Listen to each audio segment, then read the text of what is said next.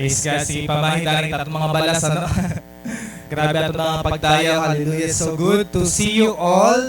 And happy Sunday po mga kabugtuan. Welcome to Souls for Christ Assembly. And gusto ko yapon i-greet nato mga nakikita yan nato live streaming. Welcome to SFC live streaming, and you are very much welcome to listen to our sermon this morning. Mga kabugtuan, you know what? I observed on Facebook feeds. There are people na kilala ko, ang iba students ko before, ang iba gihapon, kilala ko, kasi classmate ko gihapon ng college. I was amazed when I saw their posts nga nakagraduate na hira as soldiers, pati mga policemen. Diba, may baka mo sangkay nga, di rin mo gina-expect nga magpupulis or magmimilitary na graduate na. And nakaka-amaze. Nga, I had even one classmate nga kilala ko, may pa-college nga, nakita ko na hiya, Sheila, nakita ka para hindi mo. Kasi kung ulit yan, nagpipindol-bulet yan. College kami. For the pulbula ito ang person, tapos nagtitinawal ito, hiya, gintawagan nga namin yung ay princess. Diba? Kay pan-princess talaga, pan-Disney princess talaga, iya koan. Iya kamada, iya life. Tapos na-shock na lang ako pagbasa ko just this week.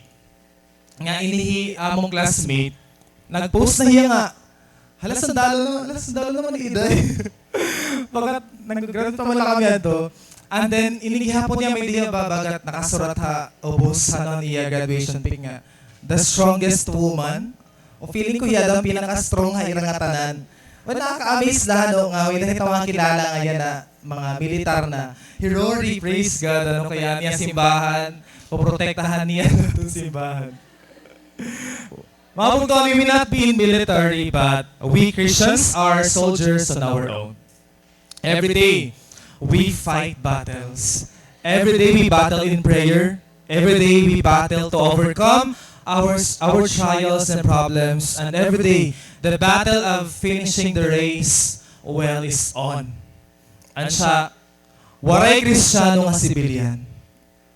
Tanan kita kailangan umato, tanan kita dapat ready for this battle. Nga waray Kristiyano nga nagtitinagula. Amen. Amen. Because for you to know, we are all called to wage war.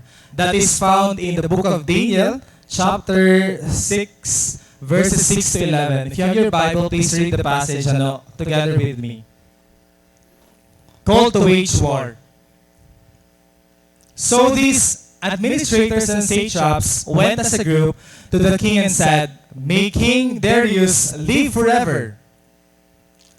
The royal administrators, prefects, satraps, advisors, and governors have all agreed that the king should issue an edict and enforce the decree that anyone who prays to any god or human being during the next 30 days, except to you, your majesty, shall be thrown into the lion's den.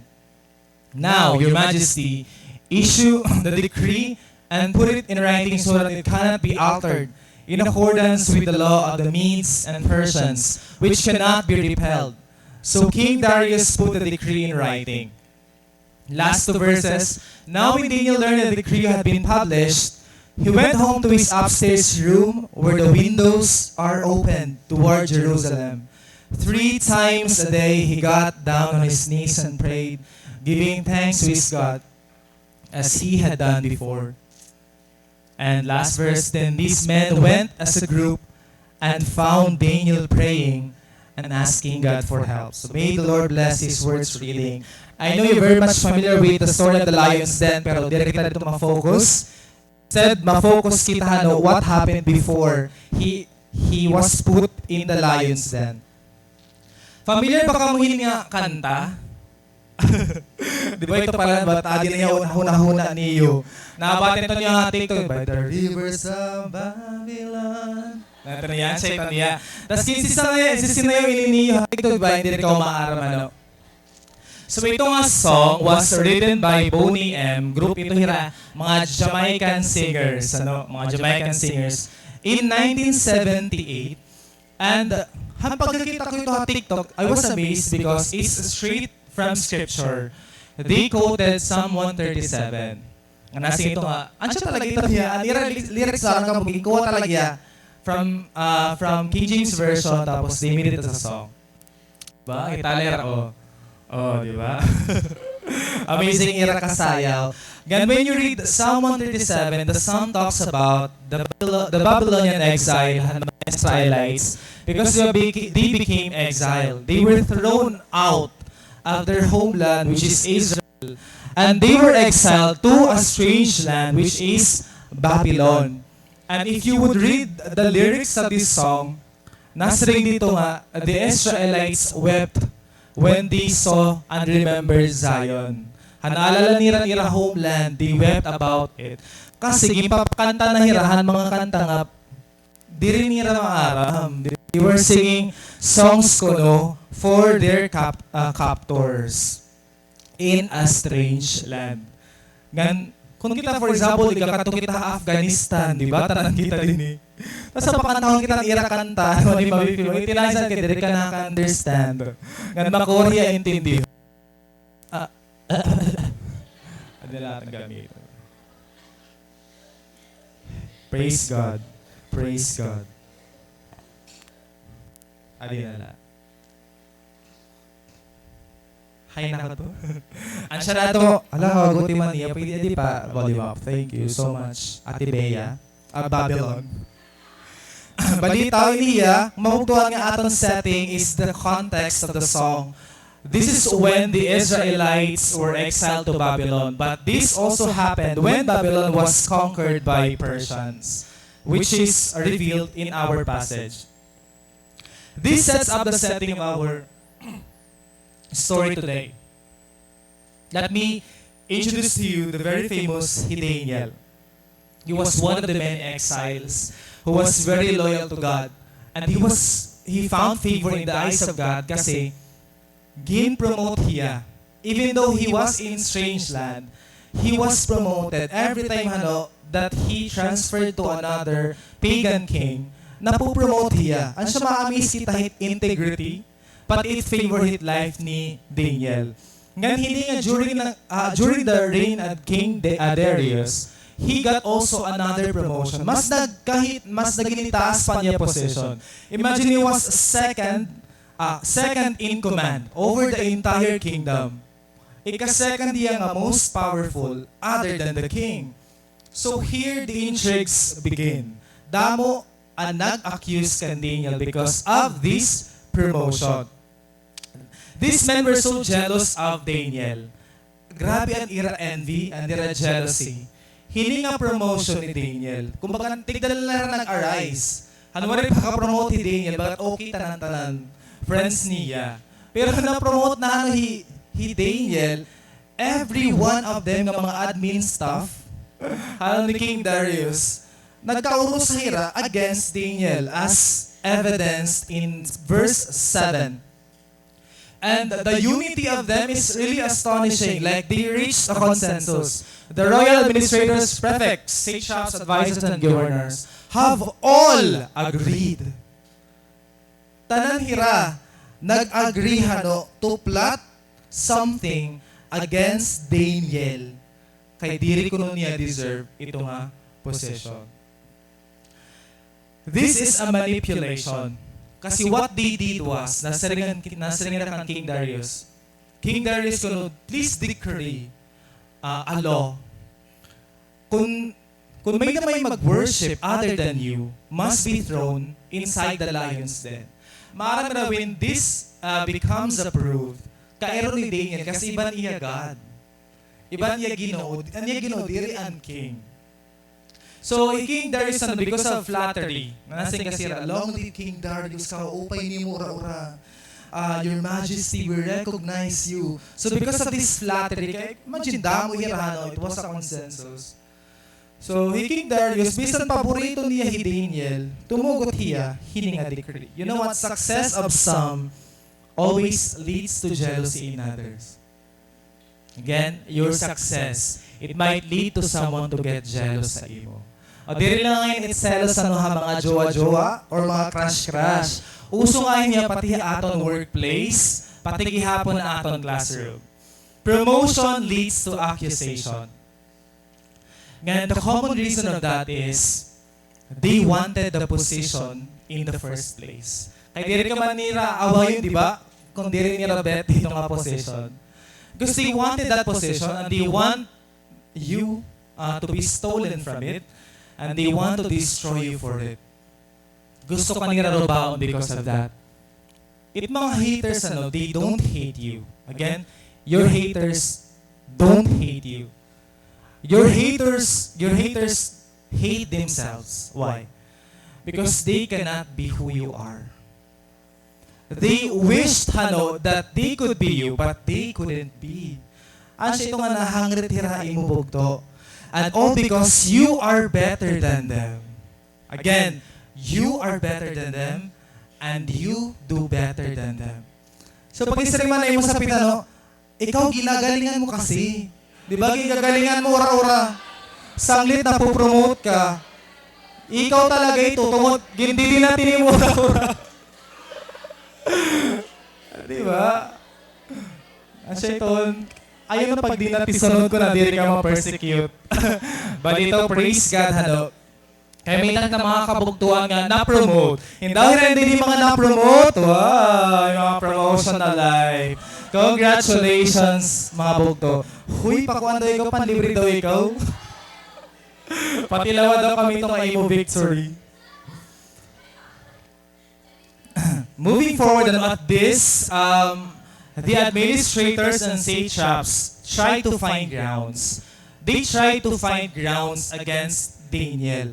But ma-amaze ka mo because bisan usang rason, they could not find any. Nag-brainstorming na hirahin daw, iglatag tayo yung mga gimbuhat ni Daniel. Kita natin may mga salayang ginbuhat. Waray bugto. Nag-collaborative group na hira, di ba? Nag-jigsaw, nag-kunera, naglibot-libot. But waray bugto, they couldn't find any wrongdoing of Daniel because they knew that Daniel was never a man of compromise. And we must have this Christian value, bugto. We must never be compromising. And thus, we come to our first point. Combat the culture of compromise. Again, combat the culture of compromise. So, dito, birahi, ito nga, compromise. Bumuto na. Daniel's adversaries, mga kabugtuan, made a search of his background. Ngayon, adian irahano na realize, nagkamapira into conclusion out of their research. This is what his enemies discovered. Firstly, he was faithful in his duties. Faithfully Daniel, he wasn't lazy, he accomplished the deadlines on time. Ngayon, he exceeded the expectation of King Darius. Ikadua, he was faultless. So after being faithful, he was faultless in his character. He wasn't corrupt, according to our passage, and he was so honest. He was a man of integrity. And lastly, faithful, faultless, he was fervent in his prayer. Kapi prayerful niya bugto. If I know someone who is very, very prayerful, ha Bible, one of which is he Daniel. These are the 3 marks, mga kabugtuan of godliness. You are faithful, you are faultless, and you are fervent. Hain mo mga pagampo. Now, observe ngayon, aton mga people around us, they could observe you in your work and in your studies. Pag na-stand out ka bugto among your group, ira mga matahano, they keep following you, your actions, what you do, what you plan, gino-observe ito nila. And so let's be careful because people could say something against us for being a Christian. And we must follow Daniel's example. Why? Among the many administrators and satraps, Daniel was chosen. Kasi among talaga yan mga admin. Among talaga hiya. Pero ginpili hiya ni King Darius. Kay ano hiya? May ano ha iya? Nga nag-iinano ni Daniel. Because he stood out. Again, he stood out. Kung may naman pageant nga ginapin ni Daniel, he would be the title holder. Kung may job fair, nga i-implement, he King Darius, he would be chosen among the applicants for that certain position. Kasi nga, he stood out. Bugto ikaw, gusto mo ba ma-promote? Dahil na din mga gusto ma-promote. Gusto mo ba mag-stand out? Gusto ba niyo mo ikaw ang piliun niya? At ibugto ang sikreto ni Daniel. What made Daniel stand out? Totoo lang ang sikreto niya. Una is professional competence. Ikadua is character competence. Last is spiritual competence. Let's go to each one of them. Let's talk about his professional competence. Nasa rin nga verse 30. Now Daniel so distinguished himself among the administrators and satraps by his exceptional qualities. Wow, amazing man ni Daniel. Exceptional and iya qualities. We Christians, bugto, are not called to be mediocre. Dapat diri kita until. Kaya nasa rin God, dapat head kuno kita. God's people must pursue excellence. Diba? Kailangan talaga natin maging excellent. Excellent sa aton studies, excellent sa imo business, excellent sa imo career. Dapat niyo mag-aim bugto nga maging honor student ka. Dapat tig-aim nimo. Kasi that's our standard. Like he Daniel, he aimed nga maging excellent yan. Diri nga, iya ka level, hindi nga mga unbeliever, no, dapat maging excellent ako. Ikadua, dapat ang aton individual rating performance dapat outstanding. Di ba, ay ka? Mga IPCR halay. Outstanding bugto. Hilo din niya naka-receive mga evaluation nga outstanding. Wow, praise God, ano. Ito nga mga result niyo. Kaya dapat may kita goal, ano, to attain a postgraduate degree. Nasa nga required kita. But I would really appreciate people nga may dahini nga goal. I talked about this kan pastor, after ko mag-graduate, ano, nag-asa kan pastor sa pastor, okay lang ba ito kamay na master's degree kasi required what amo na school. Tapos si pastor na amisaw kay nga si Manya, mga unbeliever nga ni kuno. may mga pangarap dapat hapon din mga Kristiyano kuno mayda. After ito pag doctorate ikaw. So di ba na ako la is maging master pero pastor nag-declare na hiya maging doctor ako. But then mag-all na kasi di rin ako. Di na ako mag-doctorate. Mabugtuan, be a dreamer. I appreciate na nato mga kabugtuan nga may master's degree tas nababalance nira Christian life. Amazing ito bugto kasi naging blessing hira bisan pa diin hira ikaid. Daniel was in a strange land but it didn't stop him to be excellent in whatever he did. Bugto, you get that dream house. You get that dream car nimo. You get that business. You get that promotion. Amen? You get that license. Pag sulat mo din niya simbahan, nagsinugat ka na ito. Habang nalakad ka. Kaya may ka na lisensya. It's something to be proud of. Amen? Na may ka lisensya. Kay bugto, ruruyagon ka na niya kung may ka na lisensya. Sanglit dapat may daanay kita ito. Diba? All for God's glory. Amen? So, dapat competent kita, ha? Aim for excellence like Daniel. Ikadua is his character competence. Gaano ba yung competent when it comes to character? According here, they could find no corruption in him because he was trustworthy, neither corrupt nor negligent. He wasn't lazy. Kaupi ang character ni Daniel. Siguro pag ma-meet natin hiya, ano, ma-amaze kita at iya pagiging discipline, ngayon pagiging honest niya. Daniel's character was well built. Maupay talaga iya character. Charismatic hiya. Once you get to know him, mamagnet ka iya pagiging charismatic. Daniel, waray niya bugto 424 million confidential fund. Waray ito hiya. Ngan, waray mag-exceed niya travel expenses sa ibang bansa. Sugat ito kaupay halo hi Daniel. It's important to be a person of integrity. We are called kasi nga maging Christ-like. Mga bugto, say the word Christ-like. That's what you need to attain, ano. We should walk, we should live, just as how Jesus lived. Hiyaan aton model. Hiyaan aton basis of how we respond to things, how we pray, how we share God's words to people. Hiyaan aton basis. When we say character competence, we stand out. We do not compromise. We don't follow what others do. So, we do not join drinking parties. Diri kita nagtotolerate academic cheating. We don't falsify documents. We don't show aggressiveness sa mga tao around us. We are not late. Laingan. Diri kita mga tardy. And the like. Diri kita ma-follow ang gibubuhat ng ibang tao. That is character competence. Honestly, ako niya na workplace, you will be challenged a lot. Kasi damo ng issue na nag-arise. There are faculty complaints, among hanamon organization, may namamag-post na online, may mga gossiping, and you know what, may talaga temptation na ako to join with them, na makikistorya about ito. Kasi, na-observe mo kasi gihapon, di ba? Na-join ka man laira kung nakaka-relate ka. Di ba? O, hindi nakaka-relate tala. Kung nakaka-relate ka, naka-experience ka like what they experience, you observe the same observation. May na talaga temptation, especially ako. But God reminded me that it's not my job to get involved. Dire talaga. Especially in preaching ni Ate Erica.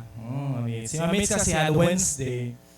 It was a day kasi nga, honestly, I didn't have that much motivation to come to school. When the school year opened, kay kaguguol niya ora, tapos sabay yung pangpatotdo. Imagine may dako 25 units. Nga load. Kada dami ito yan, normal na talaga ito is 18. But dami na ang loads. May pa ako thesis, tapos damo yan ng mga activities, so damo orientation, may nangyari yung orientation. So, bisan pagsunod na klase, waray na ako motivation. Nasa ako, Lord, ano ba dapat maging motivation ko to go to work? And the answer was Ate Erica's preaching. Nasa rin niya, di ba? You should know you should know who you are serving for. Dapat maaram ka kung kanay ka talaga nagsiserve. Because if you know who you are serving for, you're going to find your own purpose. So I realized, ang reason talaga that I work is to share my faith and to be a blessing before others. To be a light. Na dapat Jesus man talaga ang reason, kaya ako naniniguro. And that is my goal. It's not to complain, not to join gossiping, but to share my faith. A job for Jesus. Diba? It's a job for Jesus. So, I found my own purpose ito. Kasi driving force talaga ang purpose, ano? If you get tired of doing something, always remember, kanay ka nagsiserve. If we get tired doing cell grouping, kung ging papaol lang kita pag-ministry, pagsasagdo ng aton bugto, paghatag kwarta aton family, kay Waray na, Waray na haratag, you should know your purpose. Para kanay ka bumabangon. Para kanay ka nagsiserve. Para kanay ka nangangalagad. It's hard to win people if we ourselves didn't win our character. Again, it's hard to win people if your character in the first place is not won yet. Wala yung pakawinan ng imong character. According to D.L. Moody, character ko is what you are in the dark. Again, character is what you are in the dark. And imo character may reveal lahiyabog to kung ada ka imo adversary. If you are in your pain, if you are struggling, that's when your character is discovered. I believe in this saying, reputation is what men think you are, but character is what God knows you are. Ang nakikitahan tao nga imo, that's your reputation. It's either could be your good or bad reputation. But your character, only God knows about it. Kasi yan nakita ang tanan. But Daniel showed his good character before others, before the eyes of men, and before the eyes of God. And siya, waray talagang mayayakan anibaha iya.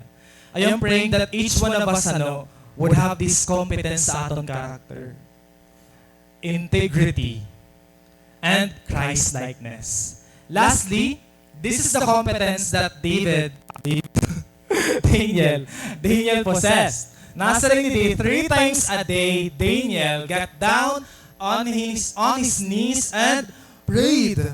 Imagine 3 times a day, hiyabog to nga naluhod nga nag-aampo.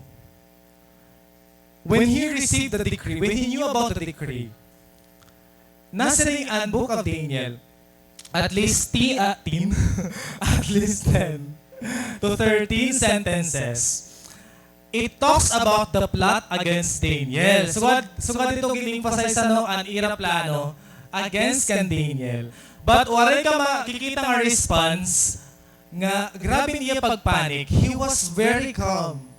Kakakalma lang ni Daniel. Daniel. Oo nga ni Daniel. Lipat na kan David ng Daniel. Kan Dani na lang. Dani! Kan Daniel. He was very calm. Kaya daw nakakalma lang niya. It's because he knows who is his security. Maram hiya, kung hinot mag-rescue hiya, maram hiya ka niya madaop. The first thing that he did was to pray. He knelt down and asked God's help. And nandiyan niya security. He never compromised. He never agreed. He said, I-approve ito na yung decree. You approve that document. But I will not worship King Darius. I have my own God. What is compromise? Gan kaya ano waray inihimua ni Daniel.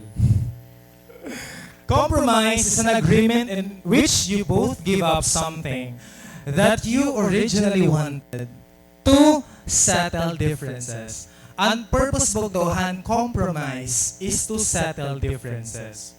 Which means you have to agree, the both of you. May nakamo differences. You both agree that something. That's doing a compromise. And this is the word that Daniel never did.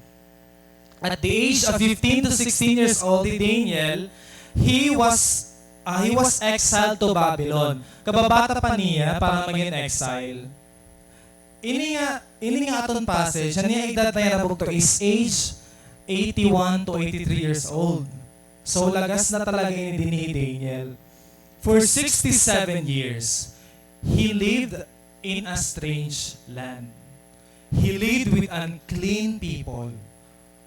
He was a servant of different 4 pagan kings. But how come nga never he nag-compromise? You would ask that. What made him stand? He never followed their ways. Di ba amazing? Kasi usala talaga hiyabog to. He stood on his own feet and he prayed so much.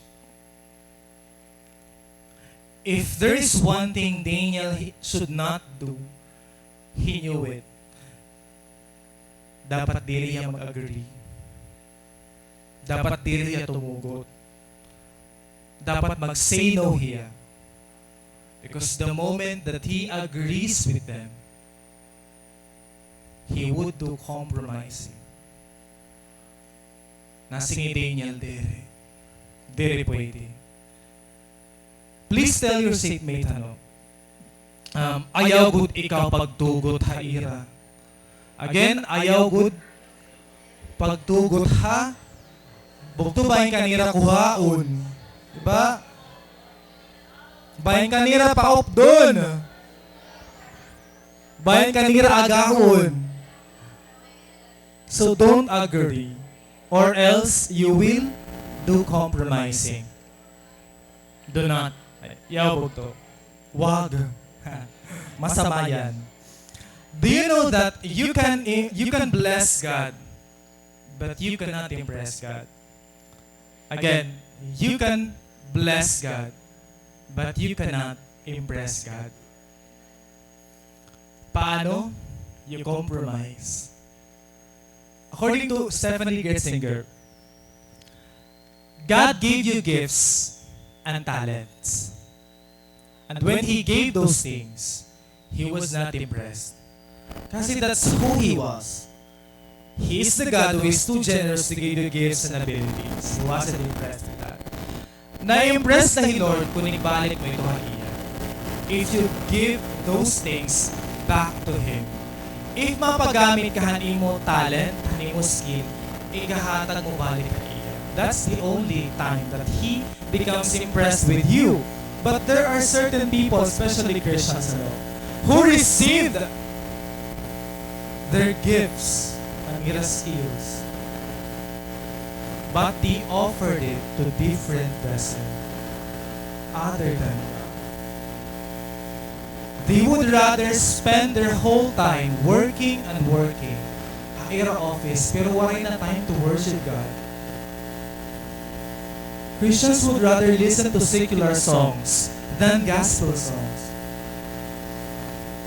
Christians would rather spend money with unbelievers than spending money to help our brothers and sisters in Christ. This is our compromise book though. We can bless God, but we cannot impress Him. Ang Titanic,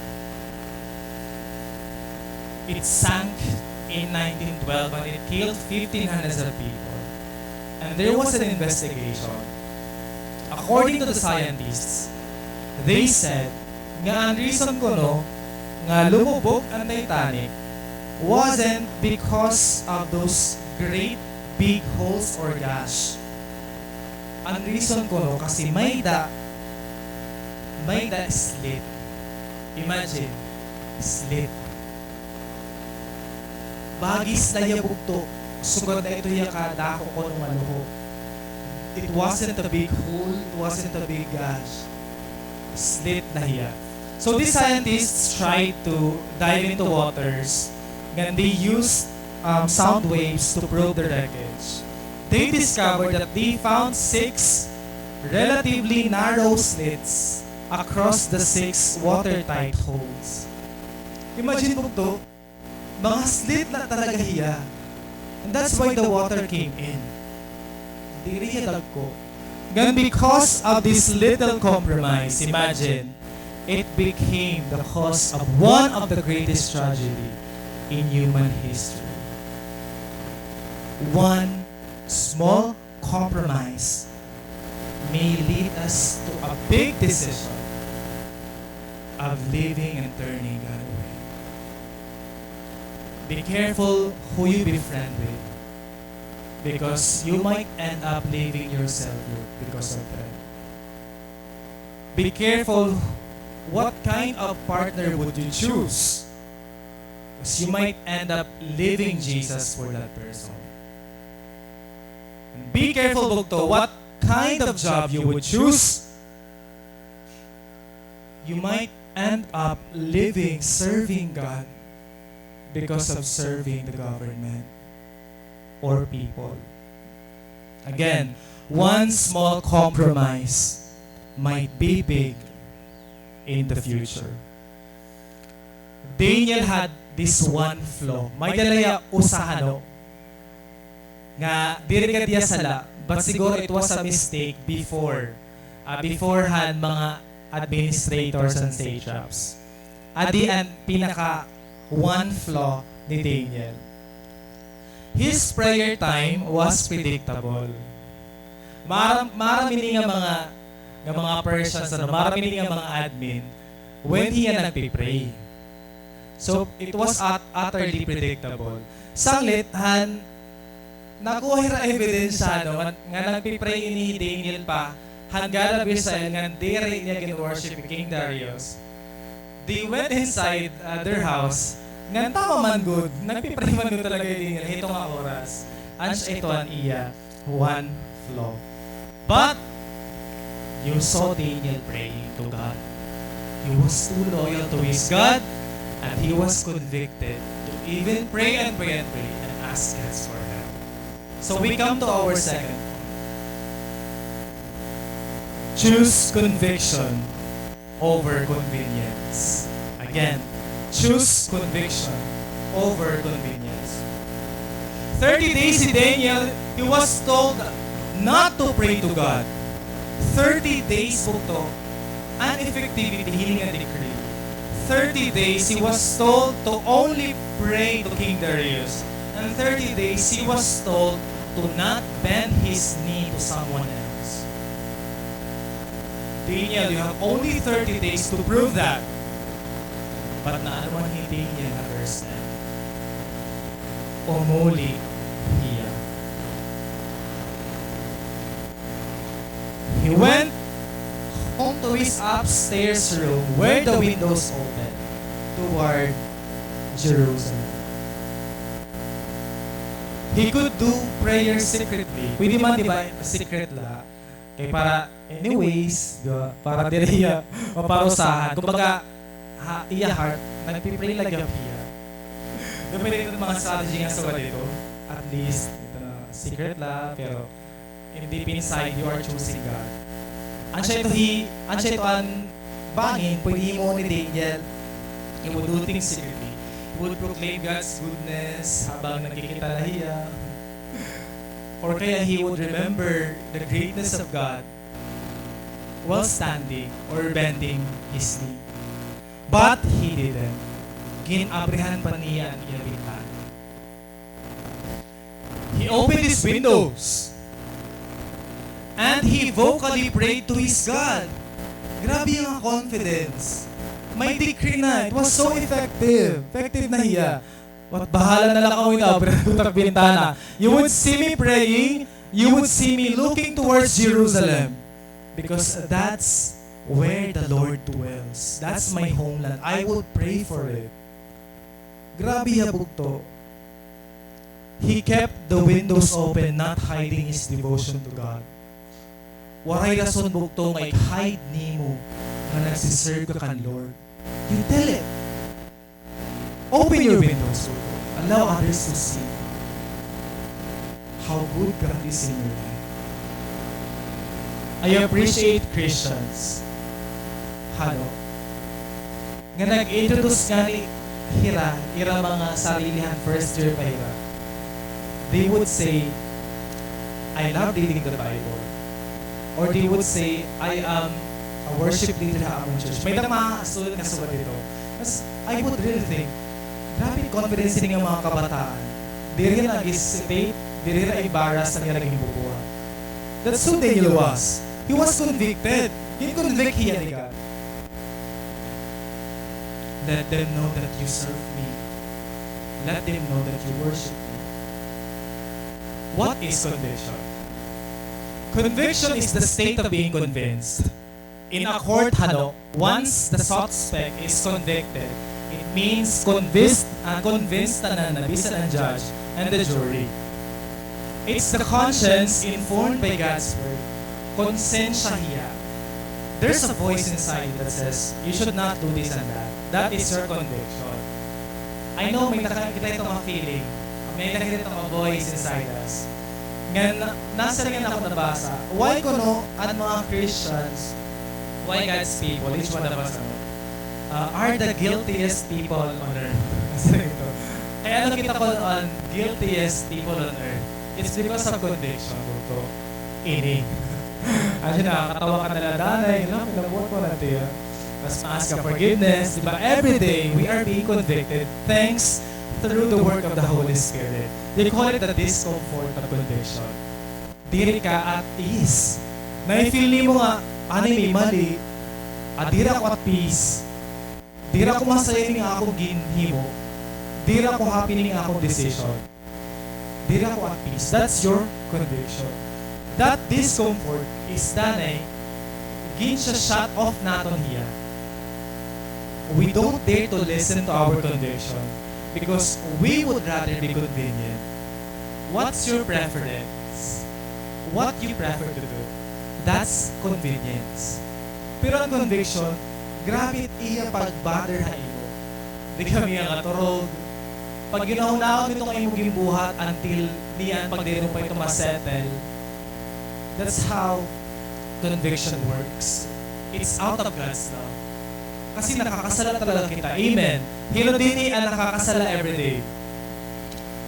di ba nakasalakit everyday? And thus, the love of God would rather convict us to ask forgiveness, to come to repentance. Ano siya yung importance ng conviction? Because we are being made perfect every day. Again, we are being made perfect every day. And thus, we need this voice. Conviction is a voice. Ayaw pagkato, ayaw ito haiya, araw pa sa'yo, pag-ampo na, kailangan mo na umaten cell group, sharing mo mamahang words of God, paglimpyo mo lawas, kay mahugaw ka na, may sapit ka, kailangan niyahan akong gugma. That's a voice. It keeps speaking to you. Waray lang kita awareness. We are fully aware of our own deeds and actions. But behind our voice, there's a voice inside you that keeps saying different things. You listen to it. That's the work of the Holy Spirit. Let's talk about the Holy Spirit. Who is the Holy Spirit? The Holy Spirit is the way biblical authors would talk about God's presence. When we describe the presence of God, it embodies the Holy Spirit. This is one of the persons sa Trinity, God the Father, God the Son, and God the Holy Spirit. Ano ba niya role haaton ng mga Kristiyano? Let's talk about Him. The Hebrew word for Holy Spirit is Ruach. As in may letter H sa katapusan. Ruach. Now everybody say Ruach. At direct na batihan emphasis. Everybody say Ruach. Okay, that is the Hebrew word. Nasim ito. Nasarin ito yung huy kakaroon niyo. Balitaw, it's the Hebrew word for the Holy Spirit. It's a wind. Ruach is a wind. It refers to one energy. Di ba nga nafe-feel mo nga may nag-move? Please take a deep breath. I-emphasize ano nga, ginsusulot mo ang hangin. Kasi gawas ito. Yan na, face your seatmate. Balitaw, ito nga yung nafe-feel nga energy, nga force, ano? That's Ruach. Means the Holy Spirit is a force. It's invincible like the wind, and it's powerful like the wind. Ano ang iya role? According to Jesus in John chapter 16 verse 8, when the Holy Spirit comes, He will convict the world concerning sin and the righteousness and judgment. Imagine the reason why God would send His Spirit on you.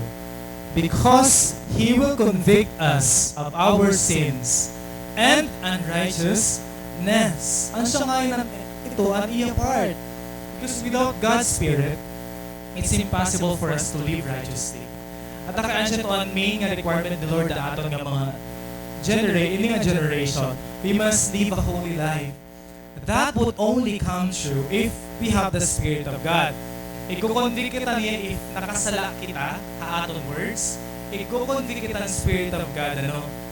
Of the pride that we keep inside our hearts, the Spirit of God will convict us when we fail to do what God wants us to do. Master itong Spirit. Anay, waray ni mo ni kahimo. Sige, himuhaan na niya. No, may pride ka pa. Sige na araw na ikaw pa sa ilo. You said something wrong. Ask an apology. It would keep speaking to you, Bugto, because conviction is good. Maupay talaga, Bugto, ang conviction. It's good because that's the only time na mag-grow ka spiritually. That's the only time that you will be transformed. That's the only time that you would come to repentance to God. Yung makakaaraw ka, sorry, Lord. Because if you deny it or not, kita ng mga Christians, kita ng mga tao, we are very negligent. We are not aware of our wrongdoings. May double two ways how to clearly receive God's conviction. Firstly, read the Word of God. Pagbasa ikaw Bible, That's the only way that you would know clearly God's conviction. I would introduce you a person in the Bible who experienced this one. King Josiah. I like this king. King Josiah, he was too young to reign, and when he grew up with wicked nga mga leaders, wicked nga mga Israelite. Imagine, waray model, waray tawag ito? Susbaranan. Okay, waray susbaranan. Waray model hiya nga, i-refer niya. Because all of the people in Judah were compromised and corrupt. But he took an interest in God's temple. Ano, masyado niyan temple. Open na ang temple. Ang siya yung feeling pagiging king. Ano niya? Nakita niya bukto, Old Testament. That's the time that he discovered there was a law that came from God. Uy, hindi. Ang dalay niya. Okay na yun. Tapos sinsugo niya mga servant to read the law. Ngayon, you know what? Habang namamati hiya, nag-work ang word of God hiya. Tigdala ito ng tinangis.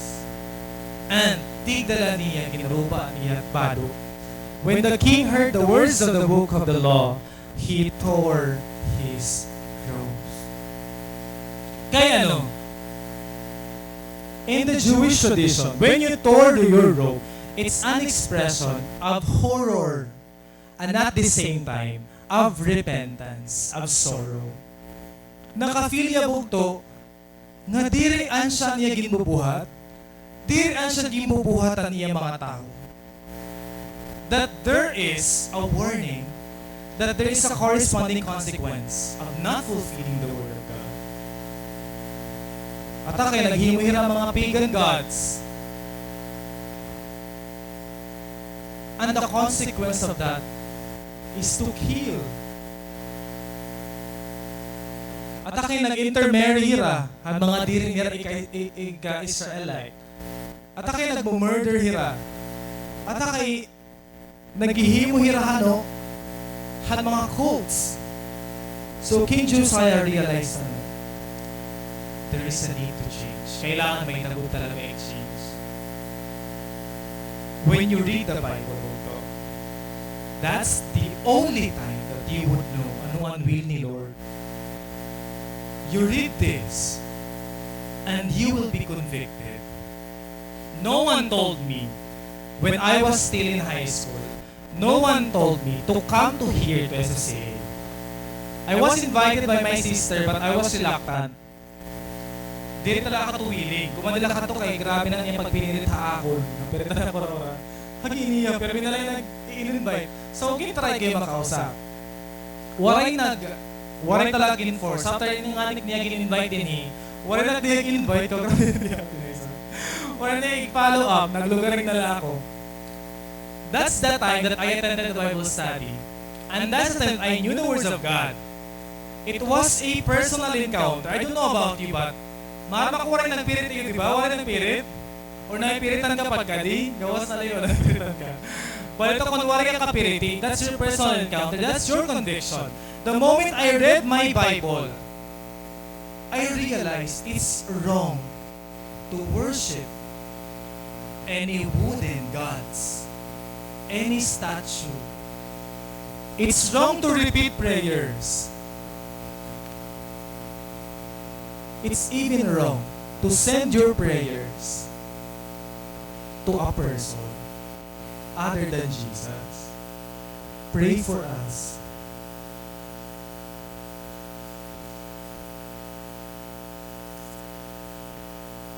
No one told me that. No one forced me not to believe that. It's because of the words of God. Grabe hiyang conviction ako that I realized. Ungod anya kan ni pastor. Ungod anya kan na ako na ate. Ganan siya nito, ang hina ako.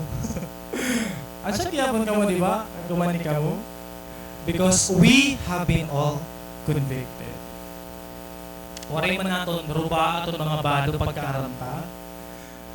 Di ba? Pero nagtinangis kita. You cried so much because you knew It's Jesus all the time na imo kailangan. It's His presence man ngayon makaka-fulfill na imo. Makakapunuhan imo kasing-kasing. Ito may dala usa nga butang nga non-negotiable. Non-negotiable as a Christian. That's your conviction. Another from reading the words of God. How to clearly receive God's conviction? Listen to the voice of God. Again, pamati. Han boses han Ginoo. There is this one unique instance nga nasaklot ako na nangyari ngayon. Habok a box ni Apostle Paul. May daw sang instance na. Nga Apostle Paul, he was on his way to Jerusalem after completing his third missionary journey. Patapos na niya third missionary journey. He preached the word of God sa mga Gentile world outside Jerusalem, preaching the gospel and encouraging the churches. While on his journey, siyempre kailangan man niya orok yan. So he stayed in the house of Philip. Philip was a disciple ni Jesus, evangelist gihapon niya. Alongside with Paul, nakatuhi Timothy, nakatuhi Tychicus, nakatuhi Luke, who was the author of the book of Acts. So, imagine, dami lang ang mga Kristiyano nga nakadto. Prominent Christians nakatira. May daw sang umabot, ang ngalan ni Agabus. Agabus, Agabus. Hini Agabus, while on the way, pagkato kasi he Paul at Jerusalem. While on the way, ini Agabus, he met Paul. Ngayon marang mo ko lang nag-ibuhat ni Agabus. Ginkuha niya ang belt ni Paul. Ginkuha ito niya. Tapos ginggapos niya iya sarili. He tied his hands and he tied his feet. Nasa rin man niya. Hay na ito. Nasa rin man niya. The owner of this belt will hand him over to the Gentiles. Kasi Agabus prophet niya, when he met Paul, he said the prophecy. An owner ito ini nga build nga nakagapos sa ako niya natin, gagapuson ka, and you will be hand over to the authorities. Pagkabat hito nila, mga disciple, nagtilangis ra ora-ora. Kaya gipipirit talaga nila ni Paul, huy, Paul, ayaw na pagkanto, sige na, gano'n. Kaya delikado dito, piprison ka, siguro papatayan ka dito. As in, nagpipinalangis na yun, ora-ora. Pero si Paul, he was very resolute. Kaya determined talaga niya kumanto sa Jerusalem. Tapos imagine, may prophecy. Diba? Nag-demonstrate na nga ni Agabus. Paul, so, an siya inihiya. Wala talaga, wala ito gumanakan, Apostle Paul. And then, why? We might ask, kaya he was surrounded by godly people. Nasa ring na hirap, Paul, ayaw ko. May prophecy. Paul? Ang seton niya ka ng iba. Mama. Nadiri ko. Ayaw ko pagkat to. Sorry, ma.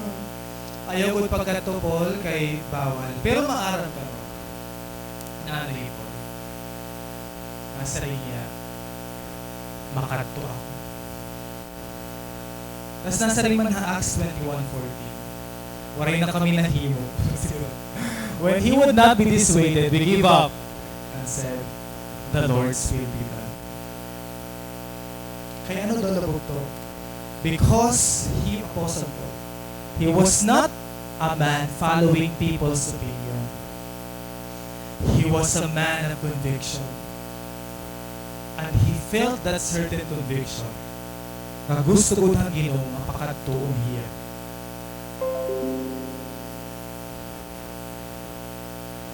Makadto. Ang gabang nasa rin ang Acts 20:24, which is my life verse. This is the words of Apostle Paul. But none of these things move me, nor do I count my life dear to myself, so that I may finish my race with joy and the ministry which I received from the Lord Jesus to testify the gospel of the grace of God. Waray, anakon talaga goal hini is to preach the word of God regardless kung mamatay ako. Because to live is Christ and to die is gain. Ganti rin natin may realize nga ang prophecy was really not to warn him to not go, but to mentally prepare Apostle Paul. Ano siya ngayon ito? Ang main reason ng prophecy. What if he didn't obey God? He didn't follow his conviction. Ang sipangan ni Apostle Paul, if I please man, I would not be a servant of Christ. Kung gimpipili ko pag-obey ang tao, di lang Ginoo, I am not a servant of Christ. Bugto, aren't we all convicted? Di rin ka ba yan na nakukonvict? Ang nag-iinukoy lang kita. That we choose comfortability, convenience, other than our conviction. Because when Jesus calls you, He calls you to fight. He calls you to battle in a war. And when Jesus calls you, He calls you to war. He wants you both to live the life of your sin. Jesus wants you to serve Him and keep working for Him. Jesus wants you both to feel the burden of being a cell leader. Gusto niya ma-feel mo itong burden. Nga dili ka ginsisiputan ng mga cell member. Nga tagusaw sa ira nawawara. Nga dili ka nila gina-obey. Gamay kalipay pag lead in cell group kasi may the reward. Nga it's a joy. Jesus wants you to feel that burden. He wants you to learn to cry in your prayers every night. He wants you to break your heart for what His heart breaks for. This is bukto, the way that we feel God's conviction. Stop being convenient, bukto. Work for God, serve God. Dama ito mga ministry din, di ba? You join one, you feel the burden. Work for the Lord, bukto. Kita lang yung mga ating kuya, yung mga asawa ng nito hira, di ba? Pero nakita ko magdasig na nagdadayo ka, Lord, kasi they don't want convenience. Look at pastor nga ni Ate Celine. Pwede hira pastor nga Ate Celine mag-honeymoon 1 week kay ibang lugar. But they would rather serve the church, di ba? Although may nagaditira atin. Pero imagine, whole week, full-time yung tira nga nag-serve ko. They don't want convenience. Waray ka tayo. Nang-istorya na ka natin. Ansya ito bugto. They don't want convenience. Tapos kita bugto, nalingkod lang. Diri kita na papaon para ka, Lord. Aren't you convicted? Pakisaring man yung sapit, Kristiyano ka, diri Kristiyano la. Yan, di ba? Kristiyano ka. Diri ka na Kristiyano la. Kristiyano ka. And this is the best thing na ginhimo ni Daniel. That he shifted from a manly solution to godly solution. Bisa ni katuya lions ten o kila iya. Basta mag-aampo iya. So we come to our last point. Change the battleground. Again, you change the battleground. From a manly solution, bukto, he shifted to a godly solution. Bahala na mag-aampo ako. According to verse 10, nasa rin just as he had done before. So ginihimo na ngayon niya. Ginfulfill na niya. If you try to calculate every day, 7 a.m., 12 noon, 5 p.m., Daniel would pray at those times. Alam mo, wala na akong alarm ko. Alas siya na, nasakay ka tricycle. Napausa na tricycle driver na imo, nag-i-indim ka na. Kao committed niya ora iyang mga pag-ampo. Di ba habang nagtututok ka alas 7? Diba? Class anay. Kasi alas 7. He was really committed to his prayers. If you would calculate it, times name mo sa year, times name mo to 67 years, the answer comes out as 73,000 prayers na ang nahimo ni Daniel. Higita mo ito, nakapira ka ng ampo, naka 100 ka na.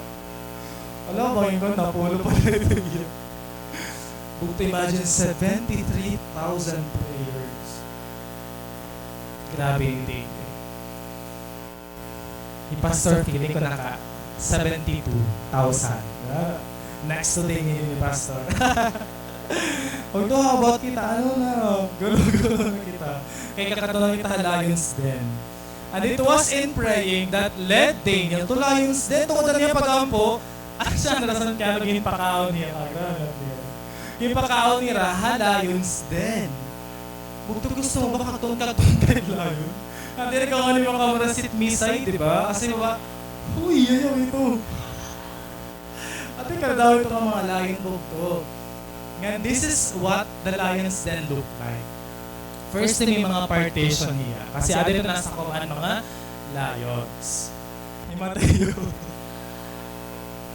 Di ba mga cute ka dugira? Kaso mga dag ko kasi. Naghadlock, di ba? Kita lang na-humble down ni Ate Lion. It would have been a large pit in the ground. Imagine kaluluwag niya, kadadako niya yung mga pit. Another is may tahiya wall to restrict access.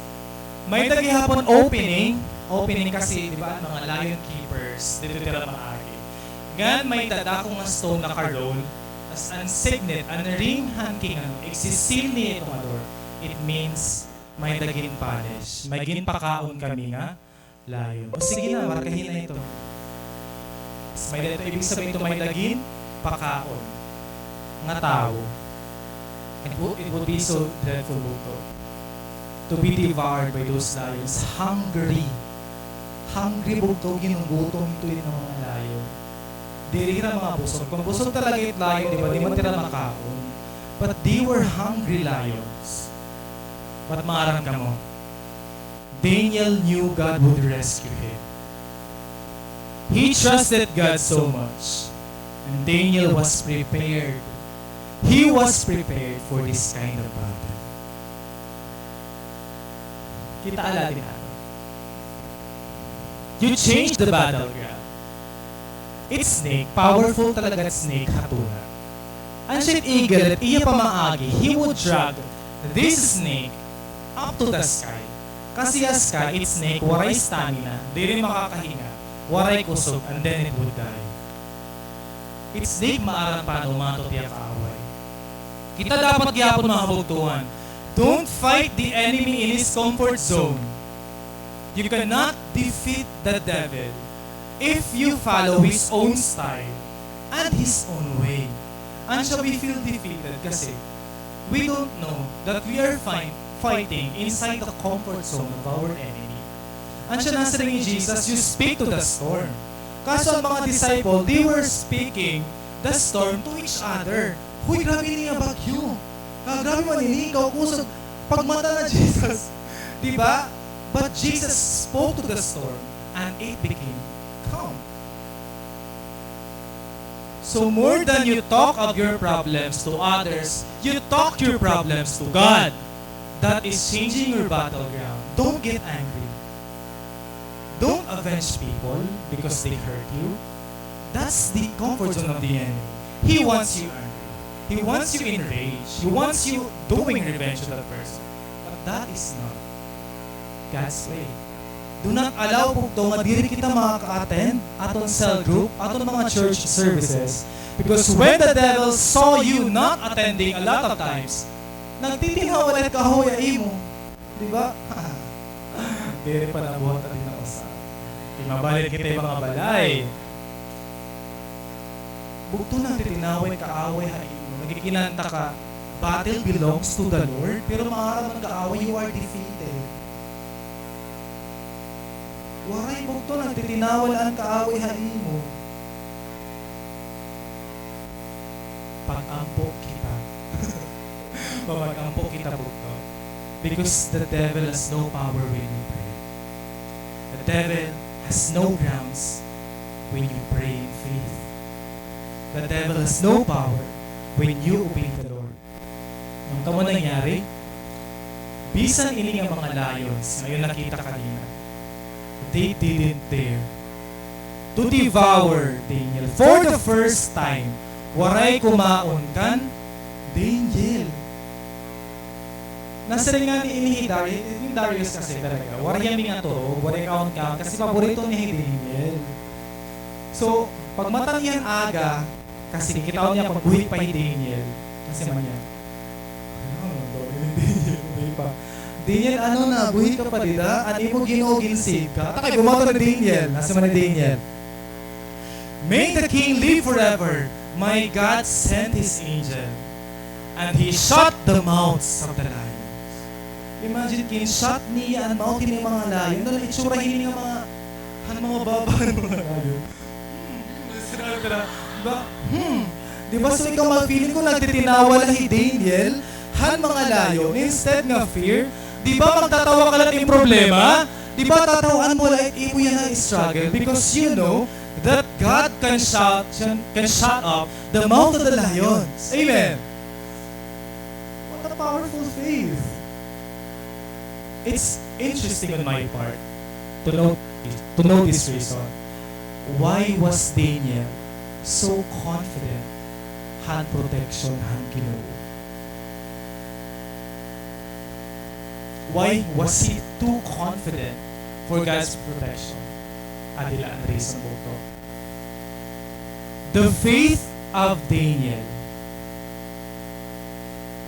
wasn't built inside the lion's den. It was built in his prayer closet. Ang reason po to, that he was able to overcome his fear inside the lion's den because he prayed consistently. Kita mo to occasionally. Sanglit tani we lack faith because the big difference is what we do consistently, not what we do occasionally. Again, anungod nga pag-build ng faith ni Daniel was in his prayer closet, not in the lion's den. What will build our faith to is our prayer. You won't survive the lion's den if your prayer life is dead. Imagine kung Daniel Waray-Waray pray. Ano mo, kaagiritihan mga lions, di ba? Thank God because Daniel never compromised.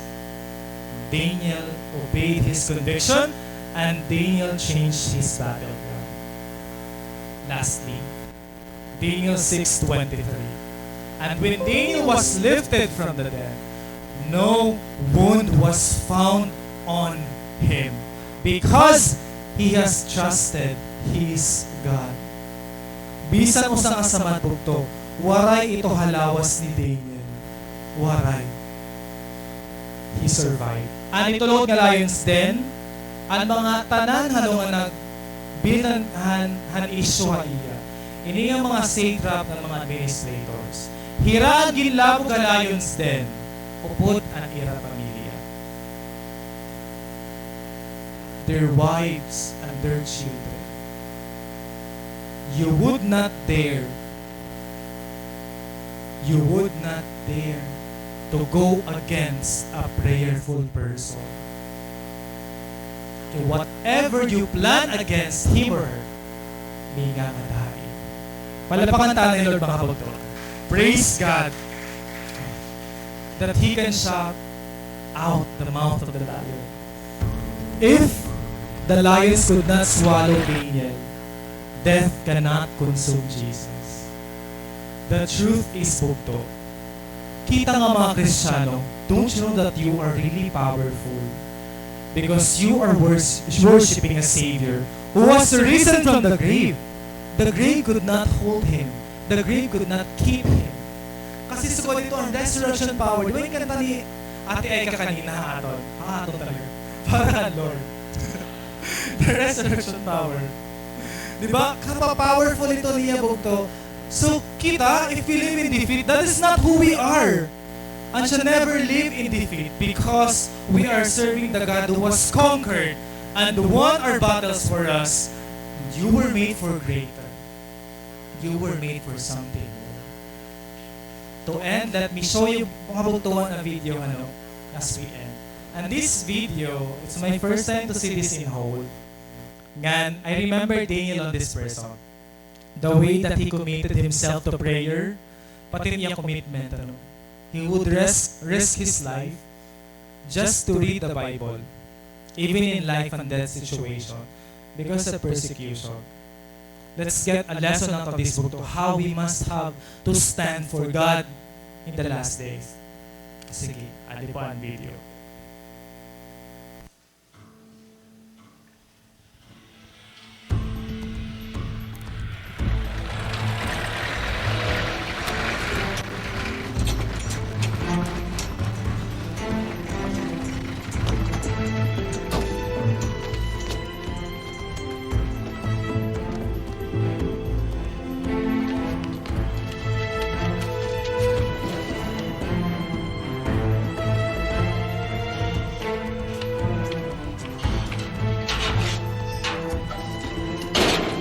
I am in prison for telling others about Jesus. Muni, cháu tài này non, ông Muni.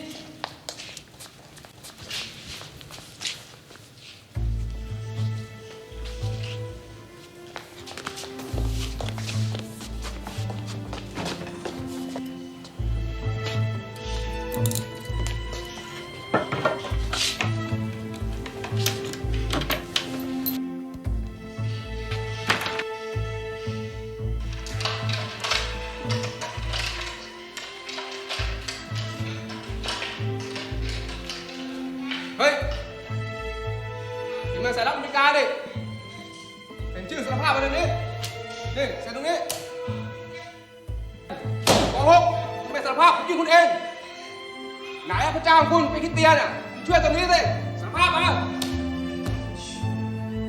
I don't know why they didn't shoot me. The interrogations are the only time I am out of solitary. ไม่ต้องตามคนเป็นคริสเตียน I am losing hope and fear I have been forgotten. คริสเตียนคือ CIA รู้ไหม I recite Bible verses to myself, but the words are getting harder and harder to remember. I can handle the torture, the starvation, but I desperately need my Bible. Every day I pray over and over for God to give me a Bible.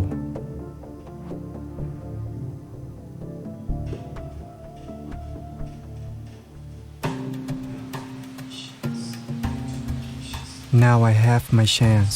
The interrogations have ended, and the guards trust me to go into the jungle to gather firewood.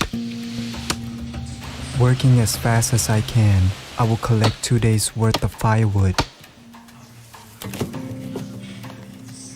I'll bring one bundle back. I leave the second bundle in the woods. This is what I need to do. It is very risky, but God is answering my prayer. I will risk everything to have a Bible.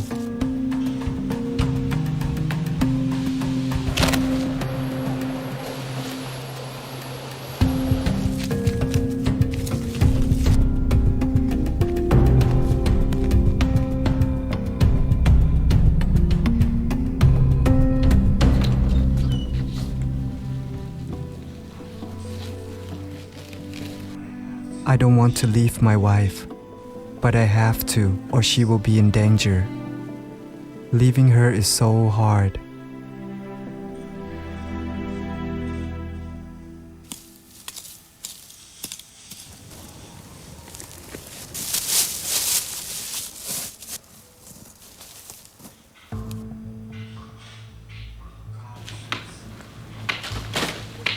God has answered my prayer. I have a Bible, but I must be careful.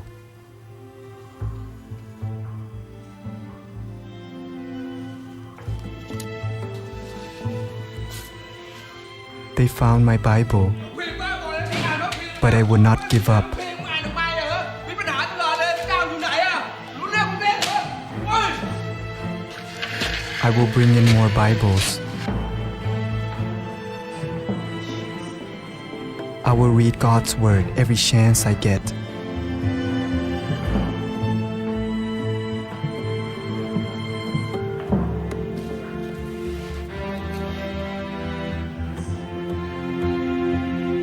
Then the letters นี่ came. อะไรนะคุณจันทร์ไม่รู้ได้ไงเนี่ยชื่อคุณมันจดหมายเนี่ยอะไรเนี่ยอะไรจดหมายจากทั่วโลกไอ้เนี่ย Letters from me. Letters from Christians all over the world. God not only answered my prayer for a Bible, He let me know I am not forgotten. อย่าตะคุกเพราะว่าอามาคนทั่วโลกและฮับเนืองโอและเอาเพื่อนพระคัมภีร์โอ้น้องยัดตุ่มเพาะตื้มตะคุก10 ปีโอ้อ่านพึ่มพระคัมภีร์และพระเจ้านูนริเยิมโอแล้วก็สู้แล้วก็ขอบคุณพระเจ้าขอบคุณอนาพี่น้องทั่วโลกที่อธิษฐานอ้อนวอนเพื่อโอ้และก็หมู่คู่ที่น้องอย่าตะคุกและก็ขอบคุณพระเจ้าขอบคุณพี่น้องทั่วโลก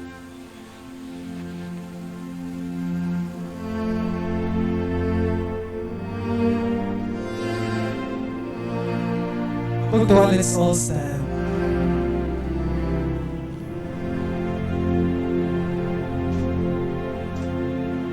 These people suffered so much more than us, all because they stood for Jesus. Kita bugto. What would we do just to serve Jesus? How much do you long to stand for Him? How much do you long for His presence? These people are persecuted every day. But kita may kita freedom. We have freedom. God knows you are being led right now into your lion's den. He knows it's hard. And the process costs you so much pain. Like, you didn't get support, di ka may ibang tao, yan ang kailangan mo lugutin support. That your mother has not yet received her healing. Tagusa-usa na Waray cell members. Hasta yan na di lagi mo okay mo sangkay. Or na-feel mo nga, nag-uusahan ka na. Waray marami mo silent battles. He also knows there are certain people who stand against you right now, who persecute you because of your faith, who throws hurtful words in your workplace, who blame you for outgrowing them. Bugto, Jesus is looking for people who will stand for Him, who will not compromise, who will obey these convictions, who would face the battle. Ikaw ba ito, Bugto? Ready ba ani mo kasing-kasing? What storms and challenges are you facing right now that make you excused of not serving God? Ano nga pain ang nakag-stop haimo pag-receive ang promise and blessing? Ano nga fear tikang mga lions nga nagpapastop haimo pag-pray? Let's ask forgiveness to God for not listening to His voice because we are too much preoccupied with our own selves. Lord, we pray for a heart that is sensitive to your convictions, a heart that is not people pleaser, a A heart that doesn't compromise to the ways of others. A heart that is yearning for the Father's presence.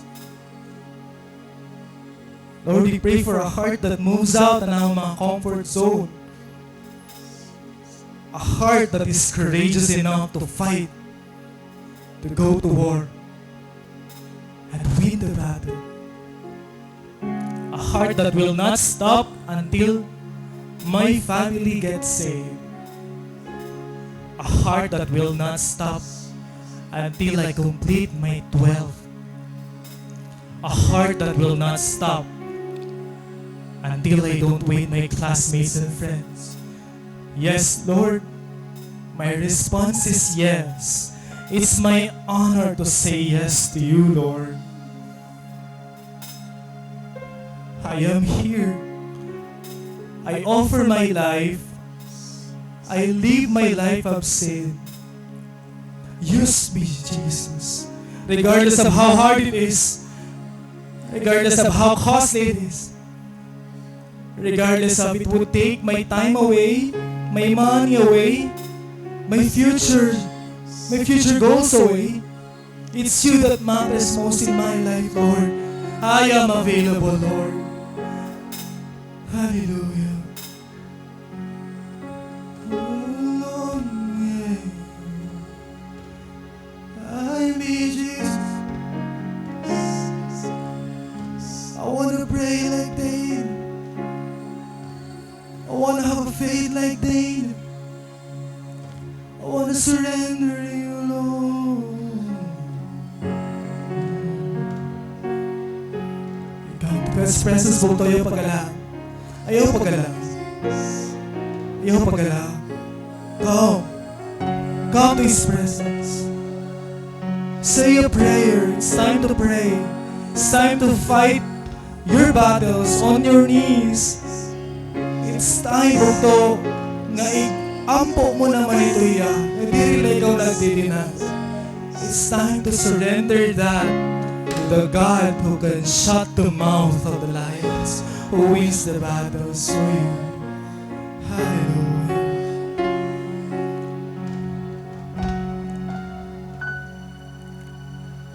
Narrow as the road may seem, I'll follow where your spirit leads. Broken as my life may be, I will give you every peace. You say that again, narrow. And narrow as the road may seem, I'll follow where your spirit leads. Broken as my life may be, I will give you every peace.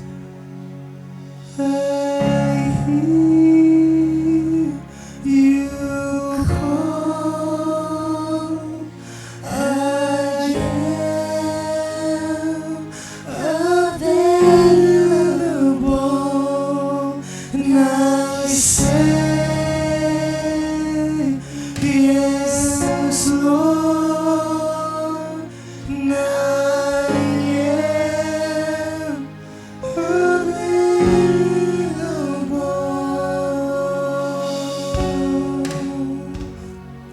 Use me, God. Use my life for you, Jesus. Oh, here I am with open hands, counting on your grace again, and counting on your grace again. Less of me and more of you. I just wanna see you move, Lord. And I just wanna see you move. And I hear you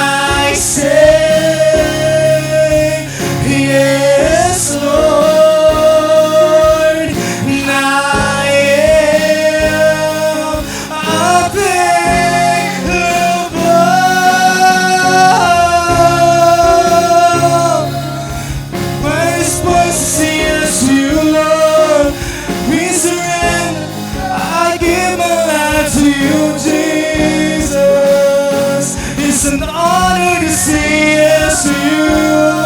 I give my heart, I give my life.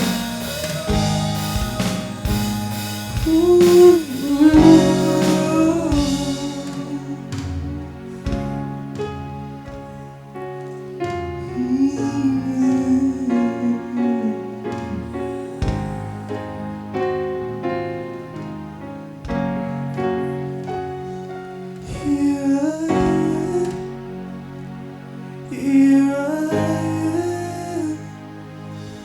You can have it all. You can have it all. Here I am.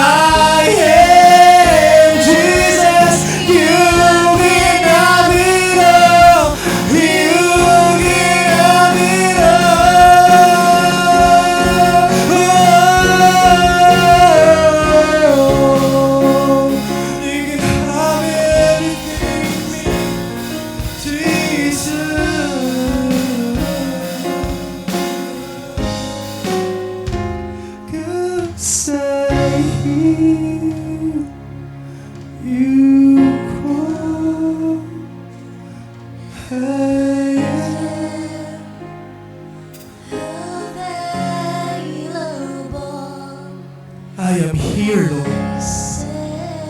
You can send me, Jesus.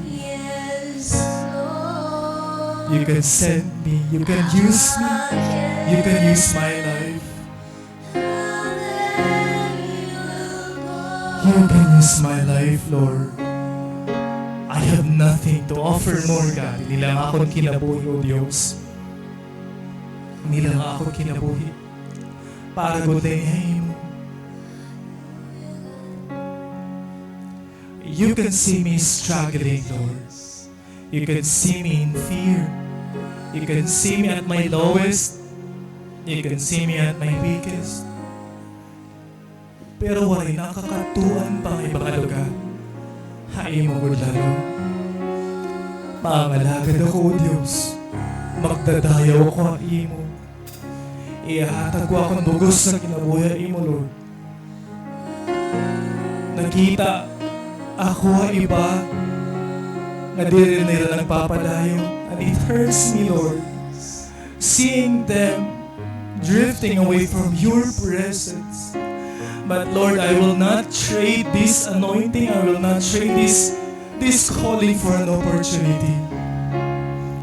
Help me impress you, God, as I bless your name. Help me give my all, 100% of me. I want to finish this race well, Lord.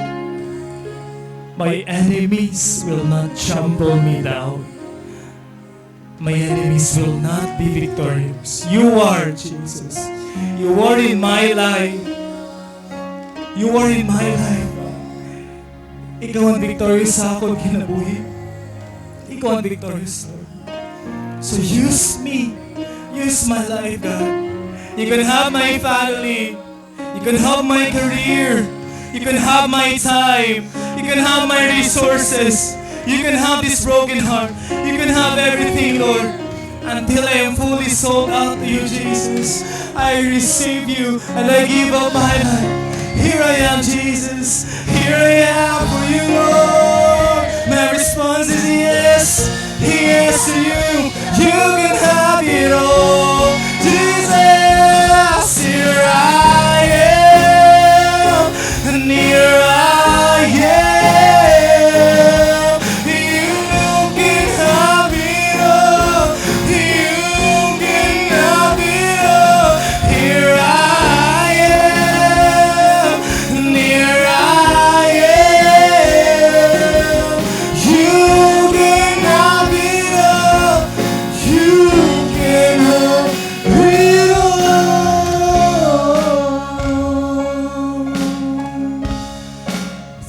God,